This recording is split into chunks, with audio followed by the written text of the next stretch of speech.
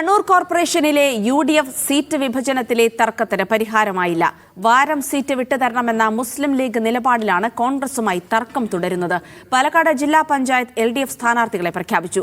Kozhikode corporation ജില്ലാ panchayat LDF സ്ഥാനാർത്ഥികളെ ഇന്ന് പ്രഖ്യാപിക്കും. മലപ്പുറത്ത് PV അൻവറിന്റെ UDF പിന്തുണ LDFനെ ബാധിക്കില്ലെന്ന് CPM മലപ്പുറം ജില്ലാ സെക്രട്ടറി VP അനിൽ മീഡിയ വണിനോട് പറഞ്ഞു. കണ്ണൂർ കോർപ്പറേഷനിലെ വാരം സീറ്റ് വിട്ടുതരണമെന്ന നിലപാടിൽ ഉറച്ചു നിൽക്കുകയാണ് മുസ്ലിം ലീഗ് നേതൃത്വം. മറ്റേതെങ്കിലും ഒരു ഡിവിഷൻ വിട്ടു നൽകാമെന്നാണ് പ്രശ്നപരിഹാരത്തിന് കോൺഗ്രസ് നിർദ്ദേശം. വാരം സീറ്റ് വിട്ടുതരുന്നില്ലെങ്കിൽ സ്വന്തം സ്ഥാനാർത്ഥിയെ നിർത്തണമെന്ന ആവശ്യം ലീഗ് അണികളിൽ ശക്തമാണ്. പ്രശ്നപരിഹാരത്തിന് UDFന്റെ മുതിർന്ന നേതാക്കൾ ഇടപെട്ടേക്കും. പട്ടാമ്പി നഗരസഭയിലും UDFന് വെല്ലുവിളിയായി വിമത ഭീഷണിയുണ്ട്.